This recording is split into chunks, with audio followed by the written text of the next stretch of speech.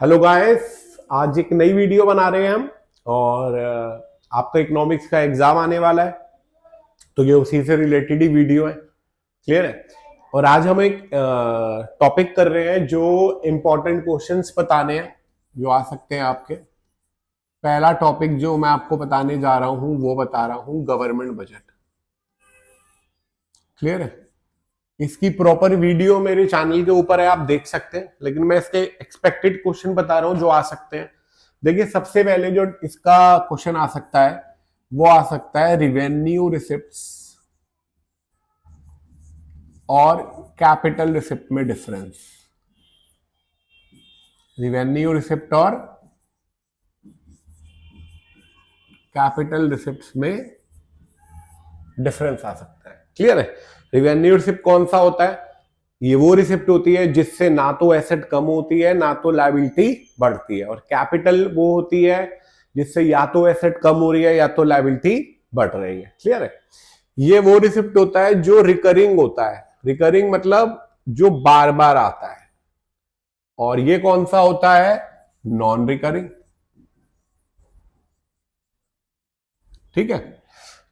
Revenue receipt में कोई future obligation नहीं होती आपको, लेकिन कैपिटल रिसिप्ट में जब आप बोरो करते हो तो एक फ्यूचर ऑब्लिगेशन बन जाती है। राइट।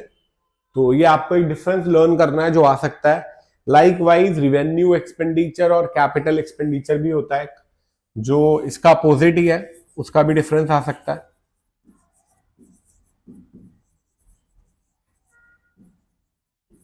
रिवेन्यू एक्सपेंडिचर और कैपिटल एक्सपेंडिचर।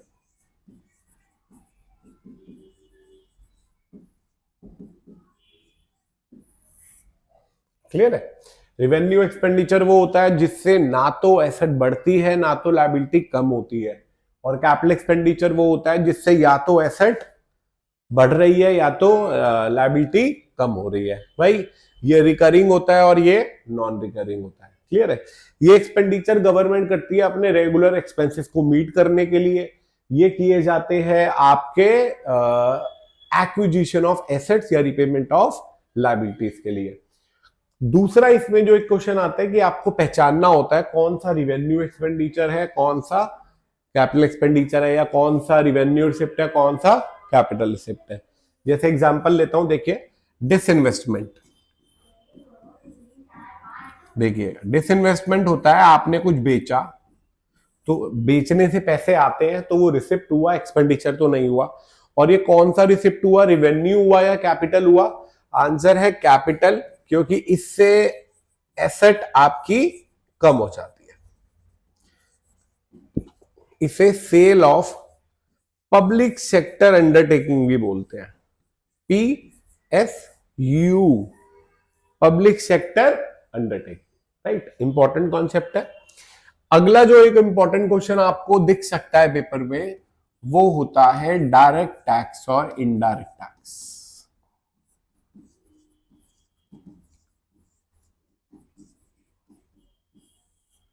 प्रॉपर डिटेल चाहिए तो मेरी वीडियो है गवर्नमेंट बजट के नाम से प्लेलिस्ट में, आप उसे देख सकते हैं। ठीक है। डायरेक्ट टैक्स वो टैक्स होता है कि जो जिसके ऊपर लगाया जाता है लेविड और bond on the same person.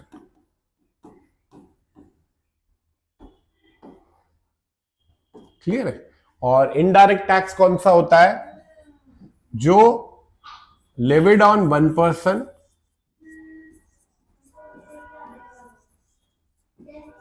borne by another person, borne by another person। Clear है। डायरेक्ट टैक्स प्रोग्रेसिव होता है। प्रोग्रेसिव मतलब जैसे जैसे आपकी इनकम बढ़ती जाएगी ये टैक्स भी बढ़ता जाएगा। राइट। और प्रोपोर्शनेट, ये इनडायरेक्ट टैक्स आपका प्रोपोर्शनेट होता है। प्रोपोर्शनेट मतलब से। क्लियर है। अगला, ये जो डायरेक्ट टैक्स होता है, कभी कभार ये क्वेश्चन आ जाता है कि कौन सा टैक्स एवरी सोसाइटी के बंदे को टच करता है, वो होता है इनडायरेक्ट टैक्स। डायरेक्ट टैक्स नहीं होता। देखो डायरेक्ट टैक्स वही होता है जब आप एक इनकम अचीव कर जाते हो उसके बाद आपको भरना होता है, लेकिन इनडायरेक्ट टैक्स तो आप 500 रुपए की कोई चीज भी ले रहे हो उसके ऊपर भी भरना होता है। क्लियर है? तो ये दोनों डिफरेंस आ सकते हैं। क्लियर है? अगला जो क्वेश्चन आ सकता है आपका पेपर के अंदर वो आ सकता है डेफिसिट बजट के ऊपर।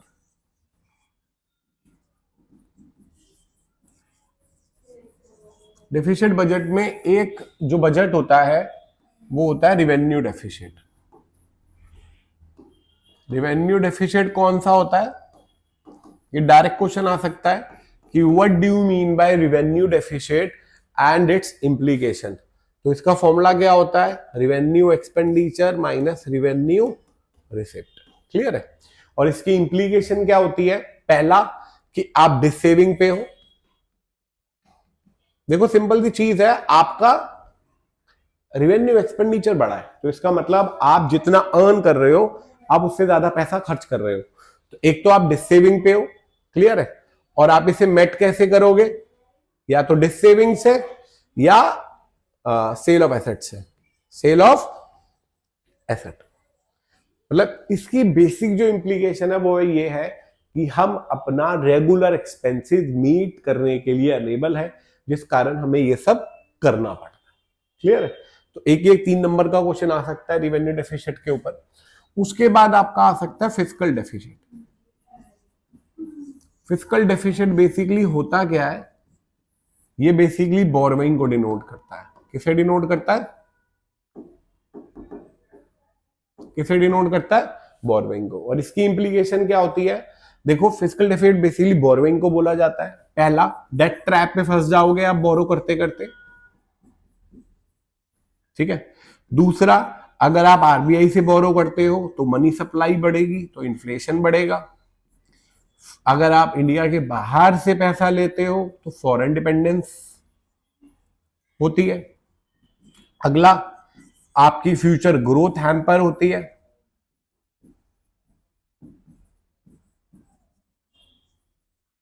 क्लियर है? तो ये 4-5 पॉइंट है जो आपको याद रखने हैं और ये आ सकता है आपका 4 नंबर का, what do you mean by fiscal deficit and it's implication. Right? अगला जो क्वेश्चन इसके ऊपर बनता है वो आपका आ सकता है ऑब्जेक्टिव्स ऑफ गवर्नमेंट बजट का। ये मैंने डिटेल में आपको पढ़ाए हुए हैं, आप वीडियो में देख सकते हो, लेकिन इसका एक इनडायरेक्ट क्वेश्चन कैसा आता है वो देखो। जैसे क्वेश्चन बोलेगा कि हम गरीबों को एलपीजी प्रोवाइड करवा रहे हैं, नए कनेक्शन फ्री में दे रहे हैं, सस्ते पे दे रहे हैं, तो गवर्नमेंट का कौन सा ऑब्जेक्टिव अचीव हो रहा है? देखो गरीबों को दे रहे हो तो ये इनइक्वालिटी ऑफ इनकम होता है। आपके कितने ऑब्जेक्टिव होते हैं? पहला, reallocation of resources, reduction in inequality of income, right, economic stability, economic growth, regional difference खत्म करना। जैसे क्वेश्चन बोलेगा आपने गांव में कोई फैक्ट्री लगाई तो कौन सा ऑब्जेक्टिव अचीव हो रहा है? रीजनल डिफरेंस खत्म कर रहे हैं, उसे भी अर्बन बनाते जा रहे हैं। राइट? तो एक क्वेश्चन इसका ये भी आ सकता है, आपको केस स्टडी दे देगा और बोलेगा पहचानो कौन सा ऑब्जेक्टिव है। तो इसके अंदर कौन कौन से इंपॉर्टेंट हुए? Revenue receipt, capital receipt, revenue expenditure, capital expenditure, direct tax और इनडायरेक्ट टैक्स। अगला कोई न्यूमेरिकल भी आ सकता है, ये भी हमने लास्ट में पढ़ा था। और ऑब्जेक्टिव पूछे जा सकते हैं और इंप्लीकेशन पूछी जा सकती है। एक जो सबसे इंपॉर्टेंट चीज होती है, एक लास्ट जो बची, पब्लिक गुड्स क्या होती है? पब्लिक गुड्स वो गुड्स होती है जिसको आप, दो फीचर होते हैं जिसके, पहला वो नॉन एक्सक्लूडेबल होता है, मतलब उसे कोई भी यूज कर सकता है, और नॉन राइवलरी नेचर होता है, कोई राइवलरी नहीं होता। प्राइवेट गुड्स वो होती है जो एक्सक्लूडेबल भी होती है और राइवलरी नेचर भी होती है। एग्जांपल लेता हूं, गवर्नमेंट ने एक पार्क बनाया तो उसे कोई भी यूज कर सकता है और उसका कोई राइवलरी भी नहीं होता। क्लियर है? आई होप इतना आपको गवर्नमेंट बजट का, देखो मैंने मेन चीजें बता दी है जो मुझे लगता है कि बहुत इंपॉर्टेंट है, जो आ सकती है। और एक वो क्वेश्चन भी आ सकता है कि आपको ये पहचानना है कि ये रिवेन्यू एक्सपेंडिचर है या कैपिटल एक्सपेंडिचर है। राइट? अब अगला जो चैप्टर का मैं आपको इंपॉर्टेंट बता रहा हूं वो है बैलेंस ऑफ पेमेंट। देखिए बैलेंस ऑफ पेमेंट का सबसे पहले तो आपको अकाउंट पढ़ना पड़ेगा। याद है ना अकाउंट कैसे था? यहां पे इनफ्लो, ये क्रेडिट डेबिट, इसमें इनफ्लो होता था फॉरेन एक्सचेंज का,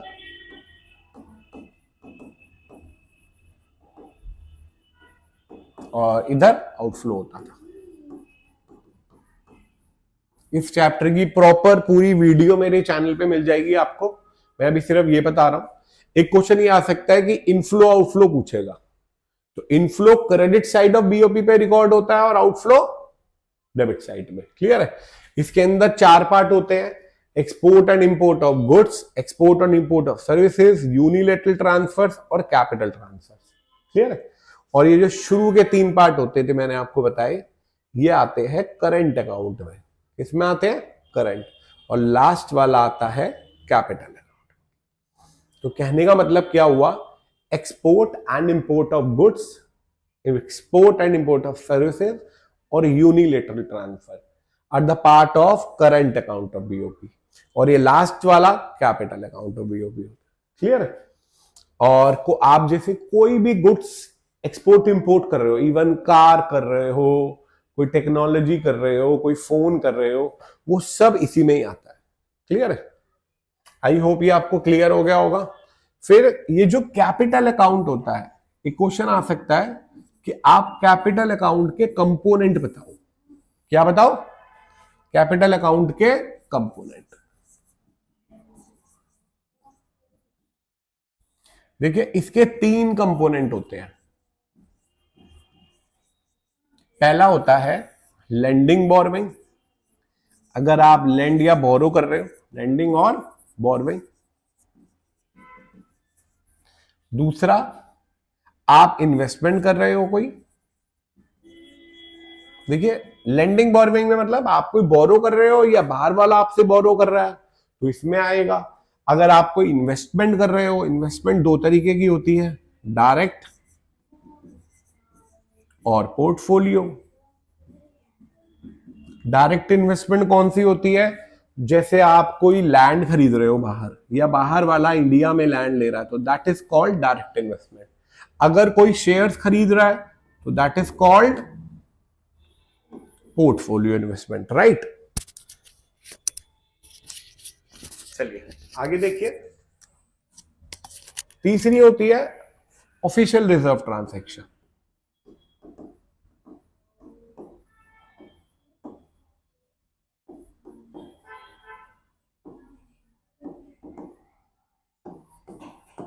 ऑफिशियल रिजर्व ट्रांजैक्शन। राइट? तो official reserve transaction basically reserves होते हैं, फॉरेन रिजर्व्स। देखिए, जैसे आपने पैसा कमाया और पैसा बच गया आखिरी में, तो आप उस बचे हुए पैसे को अपनी पॉकेट में डाल सकते हो। तो ये एक तरीके का गवर्नमेंट की पॉकेट होती है, जिसमें फॉरेन एक्सचेंज बच जाए तो डाल भी सकते हैं, कम पड़े तो निकाल भी सकते हैं। तो कैपिटल अकाउंट के कंपोनेंट आ सकते हैं। पहला लेंडिंग बोरोइंग, दूसरा इन्वेस्टमेंट। इन्वेस्टमेंट में 2 तरीके की होती है, डायरेक्ट इन्वेस्टमेंट और पोर्टफोलियो इन्वेस्टमेंट। और लास्ट फॉरेन रिजर्व ट्रांजैक्शन, ये change in foreign exchange reserve होता है, जिसमें इनफ्लो और आउटफ्लो रिकॉर्ड होता है। राइट? अगला जो इसमें इंपॉर्टेंट क्वेश्चन बनता है, वो बनता है ऑटोनॉमस आइटम्स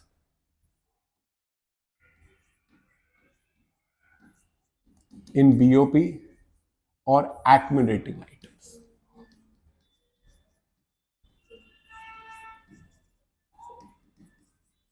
देखिए, लास्ट ईयर भी आया है क्वेश्चन, बहुत इंपॉर्टेंट था। ऑटोनोमस आइटम्स वो होती है जो किसी इकोनॉमिक मोटिव से की जाती है। जैसे आप बाहर कोई एक्सपोर्ट इंपोर्ट कर रहे हो, these are the international transaction which are done for any economic motive, but these items are done because of this. अगर ऑटोनॉमस में, ऑटोनॉमस के कारण जो ट्रांजैक्शन की जाती है, that is called accumulating. Right? These are independent in nature. Independent मतलब ये किसी के ऊपर डिपेंड नहीं करती, ये जो करना है आपको ये वो है। जब ये करते हो फिर आपको ये भी करनी पड़ती है, तो इसे बोला जाता है डिपेंडेंट। किसके ऊपर डिपेंडेंट होती है? ये ऑटोनॉमस के ऊपर डिपेंडेंट होती है। क्लियर है? इसे अबव द लाइन आइटम्स भी बोला जाता है, अबव द लाइन आइटम्स, और इसे बिलो द लाइन आइटम्स भी बोला जाता है। क्लियर है? अब ये जो ऑटोनॉमस ट्रांजैक्शंस होती है, ये करंट अकाउंट या कैपिटल अकाउंट किसी तरीके की भी हो सकती है, लेकिन ये देखो सिंपल सी चीज है। आपका खर्चा 1.5 लाख हुआ, लेकिन आपकी जो इनफ्लो था वो 1 लाख था, तो वो 50,000 रुपए आपको या तो अपनी कोई चीज बेचनी पड़ेगी, या बोरो करना पड़ेगा, या अपने अकाउंट में से निकालना पड़ेगा। तो वो कैपिटल नेचर की ट्रांजेक्शन हो गई ना, एक तरीके की लेंडिंग इन्वेस्टमेंट वाली। तो ये नॉर्मली कैपिटल नेचर की होती है, और ये करंट और कैपिटल कोई भी हो सकती है। क्लियर है? तो ये आ सकता है पेपर के अंदर आपके। क्लियर है? Next important question, balance of trade. इसमें क्या होता है? Export and import of goods only, ये याद रखना। बैलेंस ऑफ ट्रेड के अंदर सिर्फ export and import of goods आता है और कुछ भी नहीं आता, लेकिन जो बैलेंस ऑफ पेमेंट होता है उसमें export and import of goods, unilateral transfer, export and import of services और कैपिटल ट्रांसफर, चारों चीजें आती है। तो balance of payment is a broader concept as compared with balance of trade, right? तो इसमें बीओपी का अकाउंट आ सकता है, कंपोनेंट आ सकते हैं, ऑटोनॉमस एक्यूमुलेटिंग आ सकता है। अगला एक जो सबसे इंपॉर्टेंट क्वेश्चन है जो आ सकता है 1 नंबर का या 3 नंबर का, डेफिसिट इन बीओपी की डेफिनेशन। तो बच्चा क्या लिखेगा? डेफिसिट का मतलब क्या होता है? Outflow is more than inflow, foreign exchange. लेकिन आपको इसमें एक वर्ड ऐड करना है, when outflow of foreign exchange relating to autonomous items is more than the inflow of foreign exchange relating to autonomous items, right? तो ये आपको लिखना, ऐसे ही लिखना है। क्लियर है? अगला जो क्वेश्चन इसका आ सकता है, क्या बैलेंस ऑफ पेमेंट बैलेंस ही होता है हमेशा? Answer is yes, balance of payment double entry system पे चलता है। अगर आपका सरप्लस या डेफिशिएट आएगा भी, तब भी आप एक्यूमुलेटिंग आइटम करके उसे बैलेंस कर दोगे। तो balance of payment is always balance, right? तो मैंने आपको गवर्नमेंट बजट के क्वेश्चंस बताए, बैलेंस ऑफ पेमेंट के बताए। आप रात को आज ये पूरा चैप्टर अच्छे तरीके से करिए। नेक्स्ट क्लास में मैं 2 चैप्टर और बताऊंगा, 2 या 3। इंडियन इको भी स्टार्ट कर देंगे साथ में, जो इंपॉर्टेंट कॉन्सेप्ट होते हैं वो मैं आपको बताता चलूंगा। आप इसे साथ साथ लर्न करते चलिए, राइट? चलिए, आपको ये क्लियर हो गया होगा। That's all for today.